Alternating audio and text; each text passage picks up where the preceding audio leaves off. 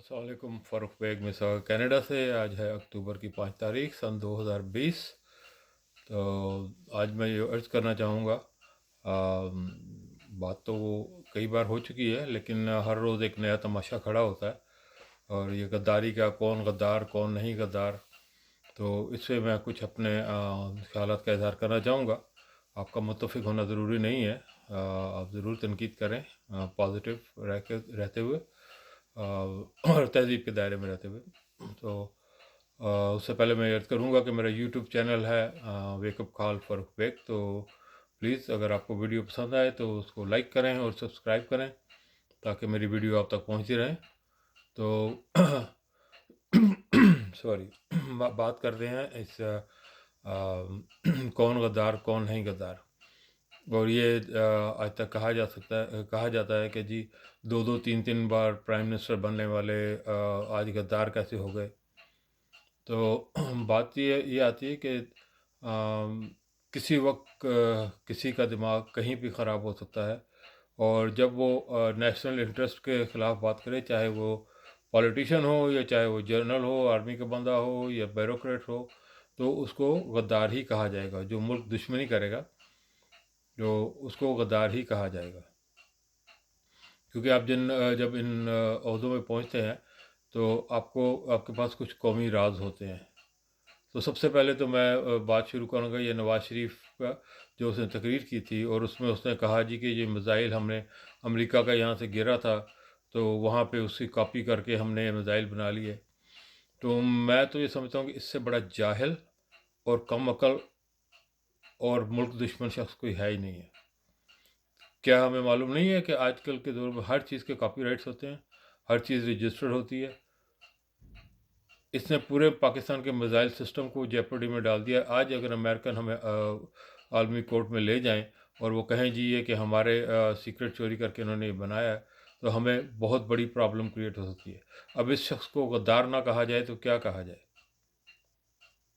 आपकी उससे ज़ाती कोई दिलचस्पियाँ होंगी या कोई उससे ख़ास लगाव होगा, लेकिन कभी पाकिस्तानी बन के भी सोचिए कि ये लोग जब बात करते हैं, तो इनको इनको बात करते हुए क्या, अगर उसको आज वज़ारत उज़्मा की कुर्सी उसके पास नहीं है और हालात के ख़िलाफ़ हैं, तो इसका मतलब ये तो नहीं है कि वो पाकिस्तान के कौमी सीक्रेट्स को टीवी पे बैठ के बेचना शुरू कर दे। क्यों ना हम उसको गद्दार कहें। दुनिया में आज तक कभी ऐसा नहीं हुआ कि दो हेड ऑफ़ स्टेट मिलते हों और उसके कहीं कोई मिनट्स ना हो, कोई उसका कोई रिकॉर्ड ना हो। इसकी जो खटमंडू में जो मुलाकात हुई थी मोदी के साथ, उसके मिनट्स कहाँ हैं? कहाँ पे लिखे गए? जब ये गए आप बिल क्लिंटन से मिलने गए थे कारगिल के बाद, तो उस वक़्त इन्होंने भी उनसे वन ऑन वन मुलाकात करने की कोशिश की थी, और बिल क्लिंटन ने उसकी इजाज़त भी दी थी। लेकिन उस वक़्त भी उनका उस गुफ्तगू के मिनट्स रिकॉर्ड थे। हालाँकि इसने बहुत कोशिश की कि वो गुफ्तगू बिल्कुल वन ऑन वन हो, तो क्लिंटन साहब ने कहा ये वन ऑन वन ही है, लेकिन इसके मिनट्स लिखे जाएँगे। आज मैं तमाम अपने पटवारियों से, और वो जो लोग हैं जो इस चीज़ पे चीख रहे हैं कि उसको गद्दार कहा जाए, मुझे वो खटमंडू के जो मीटिंग है उसके मिनट्स या उसकी जो जो बात हुई है, कहीं से कोई रिकॉर्डिंग बताएं। क्या बात की गई? कौन सी ऐसी सीक्रेट बात थी जो सिर्फ इन दो के दरमियान में ही हो सकती थी? फिर उसके बाद कहा जाता है कि जी वो होटल में भी इनके कमरे जो थे वो जुड़वां थे और बीच में से डोर से एक्सेस था। यानी कि इंतहा होती है किसी चीज़ की। आप कहते हैं जी इसको प्राइम मिनिस्टर बनाया कि हम जैसे जो अक्लमंद हज़रात हैं वो उसको वोट देते हैं। उसका वोट बैंक है, ये मानना पड़ेगा आपको। वो चाहे बरादरी सिस्टम पे उसने बनाया, चाहे चाहे पैसा फेंक के बनाया, ये उसका वोट बैंक है और उसके आगे आपको मजबूर होना पड़ता है। लेकिन गद्दारी का आपको जब भी पता लगता है जब आपसे आपके अल्फाज, आपकी हरकतें और आपके जो तौर तरीके हैं उनसे ज़ाहिर होता है, और फिर आपको लिंक मिल जाए कि ये they are funded by certain group. तो यही यही काम बेनज़ीर ने भी किया था। जब उसने खालिस्तानियों की लिस्ट उठा के राजीव को पकड़ा दी थी। राजीव ने उससे पहले वादा किया जी मैं तुम्हें बलूचिस्तान के टेररिस्ट की लिस्ट भी दूंगा, लेकिन उसके बाद वो मुकर गया क्योंकि उसकी इस्टेब्लिशमेंट में इजाज़त ही नहीं दी।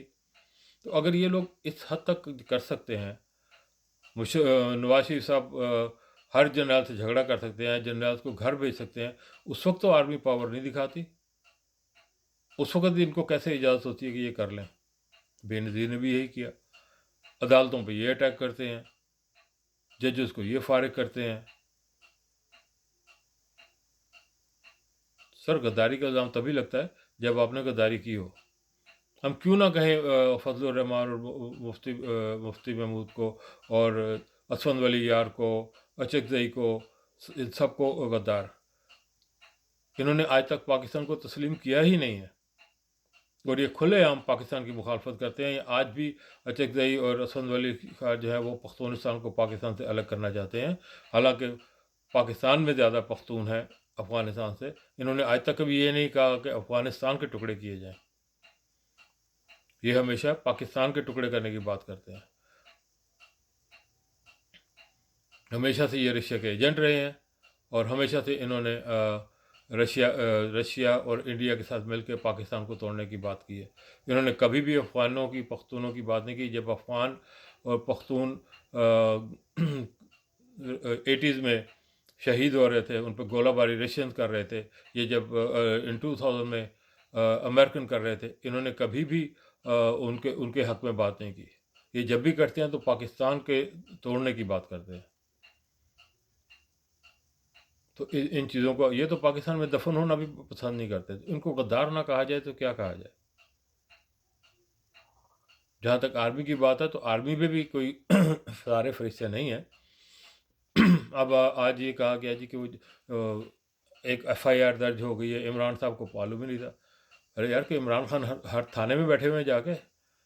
अब ये भी उनकी जिम्मेदारी है। ये वो लोग एफआईआर दर्ज कर रहे हैं जिनको इन्होंने ही भर्ती किया था गवर्नमेंट को बदनाम करने के लिए। तो 2,500-3,000 तो सिर्फ नवाज शरीफ और शहबाज शरीफ ने पंजाब पुलिस में भर्ती किए थे, फेडरल पुलिस में भर्ती किए थे। उसके अलावा सिंध में जरदारी ग्रुप है, उन्होंने सैकड़ों हज़ारों की तादाद से लोग भर्ती किए हुए हैं पुलिस में। तो क्या वो उनके लिए काम नहीं करते? चंद जर्नलों के नाम आए तो हो सकता है उन्होंने कोई हरकत की हो। ऐसे कुछ अर्सा पहले लास्ट ईयर की बात है, अगस्त की, एक ब्रिगेडियर को फांसी दी गई थी। तो क्या वो गद्दार नहीं था? क्या उसने कौमी सीक्रेट नहीं बेचे? अगर वो बच जाता, वो जनरल बन जाता, तो हमें उसको गद्दार कहने का हक नहीं था। और उसको आर्मी ने फांसी दी। खुशकिस्मती की बात इनकी है कि इनको किसी को आज तक फांसी नहीं दी गई। इन्हीं को मदर पिदर आज़ाद छोड़ा हुआ है। इनमें से कोई 5-6 को लटकाया जाता है, जैसे उस ब्रिगेडियर को लटकाया जाता है, तो आज शायद हमें ये दिन ना देखने पड़ते। अल्ताफ़ हुसैन, जिसने पाकिस्तान का खाया, पाकिस्तान में पला, पाकिस्तान के वोट लेके वो कुछ बना, वरना 50cc मोटरसाइकिल पे वो फिरता होता था। लेकिन जब वो दुश्मनों के हाथों में बिका, जब उसने फॉरेन फंडिंग लेनी शुरू की, तब हमारी सीक्रेट एजेंसी ने उसको माइनस किया। और ये उनका पूरा हक है। उससे पहले ना वो किसी को मना करेंगे, ना वो किसी की राह में रुकावट डालेंगे। लेकिन जब आप मुल्क को तोड़ने, मुल्क को बेचने की बात करेंगे, तो पूरा हक है। आप यहाँ करके देखें, आप कनाडा में करके देखें, आप अमेरिका में करके देखें, करें इनके खिलाफ ज़रा काम, तो देखें आपको आपका क्या अंजाम होता है। फिर ना आपको कोई कोर्ट बचाएगी, ना आपको कोई आपका दोस्त बचाएगा। तो गद्दारी के ये जो हैं, ये इन पे बिल्कुल सही हैं। पीपीपी ने भी की थी गद्दारी, पीएमएल ने भी की गद्दारी। मुझे आज भी मुस्तफ़ा खर का वो बयान याद है जिसमें उसने कहा था मैं इंडियन टैंकों पर बैठ के आऊँगा। आ गया ना वो? कहाँ है आज वो? तो यही अंजाम इनका होगा। हमें अपनी आंखें खोलनी पड़ेंगी। सिर्फ अपनी ज़ाती इनाह की खातिर हर गलत को भी सही साबित करने की हमें कोशिश नहीं करनी चाहिए। हमारा मुल्क है तो हम हैं। ये लोग तो आपसे बात करना भी पसंद नहीं करते जब ये मुल्क में होते हैं। वो अल्ताफ़ हुसैन जिसने कराची को तबाह बर्बाद कर दिया, जिसने कराची में हज़ारों लोग मरवाए, बोरी में बंद बंद करके मारे, और यही वो पीपीपी है जिसने हज़ारों लोग कराची में मरवाए। यही असफंद वली खां ग्रुप है जिसने कराची में हज़ारों लोग मरवाए। तो उसको इल्ज़ाम आप आर्मी को देंगे? आज आप उन्हीं के लिए आर्मी को गालियाँ निकाल रहे हैं, उन्हीं के लिए आप जनरलों को गालियाँ निकाल रहे हैं। और एक और बड़ी हकीकत जो पिछले 70 साल से हमें यही बताया जाता था जी कि लियाकत अली खान साहब को आर्मी ने शहीद करवाया, आर्मी ने मरवाया था उनको, इसीलिए उसको मारने वाले को भी मार दिया, फलां को भी कर दिया। आज हकीकत खुल गई है कि नहीं? आंखें खोलें अपनी, तो थोड़ा सा सोचें कि जो पैदाइशी गद्दार है वो गद्दार ही रहेगा। ये लोग मुहब्ब वतन होते तो ये पाकिस्तान के गरीब लोगों को सोचते, ये अपनी जागीरदारियाँ, अपनी सरदारियाँ, अपनी नवाबियाँ छोड़ के गरीबों के लिए कुछ करते। इनका मकसद सिर्फ़ और सिर्फ ये है कि पाकिस्तान को इतना कमज़ोर किया जाए कि कोई हमारी ये फ़िरौनियत जो है उसकी तरफ आँख उठा के ना देखे। बलूचिस्तान की आज़ादी की बात करते हैं आप, पहले बलोच को तो आज़ाद करें आप, जो सदियों से आपका ग़ुलाम है, और जिनकी औरतें आपकी सेक्स स्लेव्स हैं। यही हाल सिंध का है, यही हाल पंजाब का है, सवाई चंद एक ज़िले में जहाँ अब थोड़ी सी तालीम और वो आ गई है। कराची जैसे सिंध में है, कराची हैदराबाद है, अर्बन एरिया है।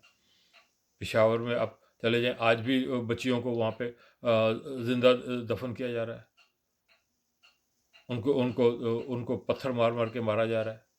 यानी कि सिर्फ पाकिस्तान में सिर्फ औरतें ही ज़िना करती हैं, कोई मर्द तो ज़िना करता नहीं है। बलूचिस्तान में आप ज़िंदा बच्चियों को गाड़ देते हैं और फिर फ़ख्र से ये सीना फुला के कहते हैं जी हम, ये हमारी रवायत है। तो भाई साहब ज़रा आंखें खोलें, दिमाग भी खोलें।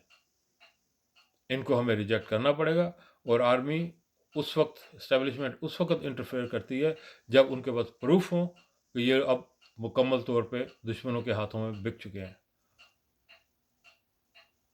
यही नवाज शरीफ था ना जिसने मेमो गेट पे जाके काला कोट पहन के तो जरदारी के खिलाफ गद्दारी का मुकदमा करवाया था। कि उस वक्त जायज़ था? आज इसको बहुत चुभ रहा है। यही नवाज शरीफ था जिसने सुप्रीम कोर्ट पे हमला करवाया था। तो जब ये खुद कर लें, वो क्या कहते हैं, मीठा मीठा हप हप और कड़वा कड़वा थू थू।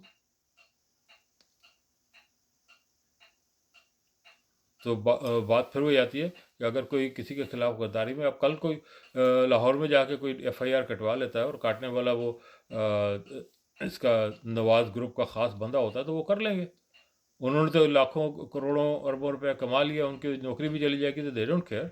आपका क्या ख्याल है जो SHO को जिसको सस्पेंड किया गया, ही केयर्ड अबाउट हिज जॉब?